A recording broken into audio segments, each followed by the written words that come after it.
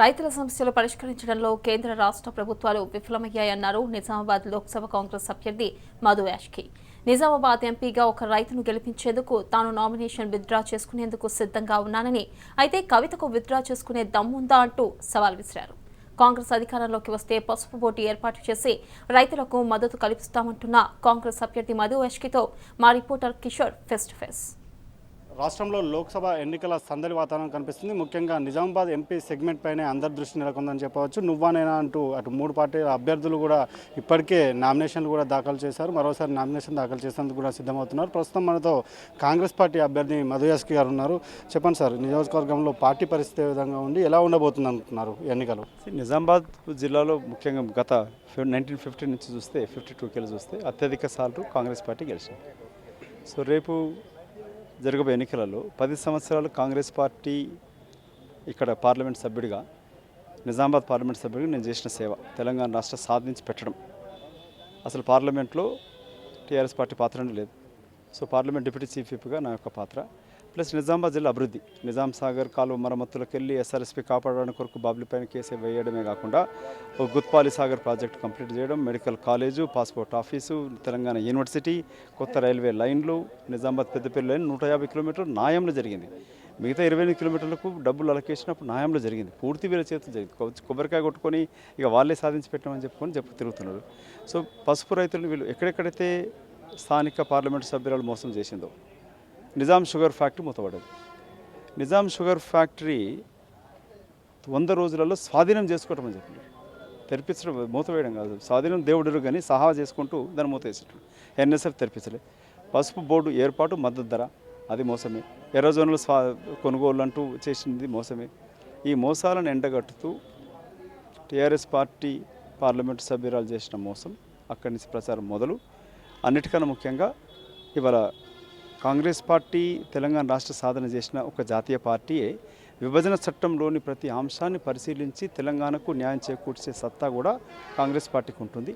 జాతీయ స్థాయిలో భారత రాజ్యాంగాన్ని కాపాడు, సేవ్ కాన్స్టిట్యూషన్, సేవ్ సెక్యులరిజం, దానిపైన ఆ నినాదంతో ఈ పార్లమెంట్ ఎన్నికలకు వచ్చే వరకు ఇక్కడున్న మైనార్టీలు కానీ, దళితులు కానీ, బలహీన వర్గాలు కూడా డిఫరెంట్గా ఆలోచిస్తూ ఉన్నారు.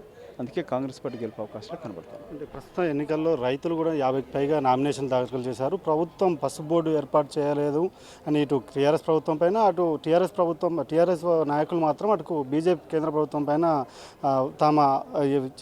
బీజేపీ పైన నెట్టేస్తే ప్రయత్నం చేస్తున్నారు. దీనికి మీరు ఏం చెప్తారు? రైతుల నామినేషన్ మీరు ఆహ్వానిస్తారా? ఏమంటారు? ఇద్దరు దొంగలే. తోడు దొంగలైన బీజేపీ, టీఆర్ఎస్ పార్టీ పసుపు బోర్డు ఏర్పాటు, ప్రధానమంత్రి అత్యంత సమర్థుడు, భారతదేశ చరిత్రలో ఇట్లాంటి ప్రధానమంత్రి లేడు అని చెప్పి పొగిడినాడు చంద్రశేఖరరావు. ఆయన పార్లమెంటు సాక్షాత్గా నరేంద్ర మోదీ ఇట్లాంటి ముఖ్యమంత్రి లేడని చెప్పి బీజేపీ పార్టీ ముఖ్యమంత్రులకు పొగిడినాడు. మరి మోదీ మెడలు వంటి సాధించుకోనమని చెప్పుకుని విరవేగుతున్న టీఆర్ఎస్ పార్టీ ప్రభుత్వం నాయకులకి సూటి ప్రశ్న, ఎందుకు పసుపు బోర్డు ఏర్పాటు చేయలే? మద్దతు ధర 10,000 ఇచ్చి కొంటామని చెప్పి హామీ ఇచ్చి మేనిఫెస్టో పెట్టుకున్న మీరు ఎందుకు అమలు చేయలే? ఇది మీ టోటల్ ఫెయిల్యూరు. రాహుల్ గాంధీ గుర్తించిండని చెప్పి కవిత గారు చెప్తారు. అందుకే మా హామీ, కాంగ్రెస్ పార్టీ అధికారానికి రాగానే పసుపు బోర్డు ఏర్పాటు, మినిమం 10,000 తగ్గకుండా మద్దతు ధరతోటి కొనుగోలు చేస్తాం. ఇది మొట్టమొదటి హామీ. ఇటు పసుపు రైతులకు ఇవ్వడమే కాకుండా మీ ద్వారా ఇంకొక ఛాలెంజ్. ఇవాళ రైతులు ధర్నా చేస్తూ ఎందుకు వాళ్ళు నామినేషన్స్ చేస్తున్నారు అంటే, దేశానికి మా యొక్క కష్టం తెలియాలి, పసుపు రైతుల సమస్య తెలియాలని చెప్పి అడుగుతున్నారు. నేనంటున్నాను, ఒక రైతుని పార్లమెంట్ సభ్యుని చేసి పంపుదాం. నీకు నిజంగానే చిత్తశుద్ధి ఉంటే నువ్వు సిద్ధమా? మీరు పోటీ నుంచి విరమించుకొని ఒక రైతును ఇనానమస్గా చేసి పంపిస్తాం, నేను సిద్ధం, నువ్వు సిద్ధమని అడుగుతున్నాను. ఓకే, చివరిగా మాత్రం ఇటు రైతులకు చెప్తున్నారు. అయితే ఈ వ్యూహరచన మీ పార్టీకి సంబంధించి సభల సమావేశాలు రాహుల్ గాంధీ వచ్చే అవకాశం ఉందా? ఎప్పటి నుండి మీరు ప్రజల్లోకి వెళ్ళన్నారు? రాహుల్ గాంధీ గారి యొక్క ఇంకా సభలు, ప్రియాంక గాంధీ రావడం కూడా చర్చ జరుగుతూ ఉంది. నిన్న నేను ఢిల్లీకి పోయి కలిసి రావడం జరిగింది. రాహుల్ గాంధీతో తోడు ప్రియాంక గాంధీ కూడా ప్రచారానికి రావాలని కూడా అభ్యర్థించడం జరిగినది.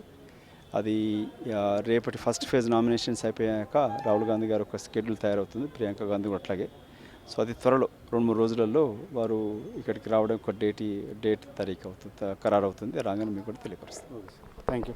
మొత్తానికి మాత్రం అటు అసెంబ్లీ ఎన్నికలకు ఈ పార్లమెంటు ఎన్నికలకు మధ్య తేడా ఉంటుంది. ఈసారి మాత్రం కాంగ్రెస్ పార్టీకి ప్రజలు మద్దతు తెలుపుతారు. అలాగే పసుపు రైతుల సమస్యను కూడా కాంగ్రెస్ పార్టీ తీరుస్తుందని అటు మధు యాస్కి చెప్తున్నారు. కెమెరా పర్సన్ మైపాల్తో కిషోర్ రాజు నుంచి నిజామాబాద్ నుంచి.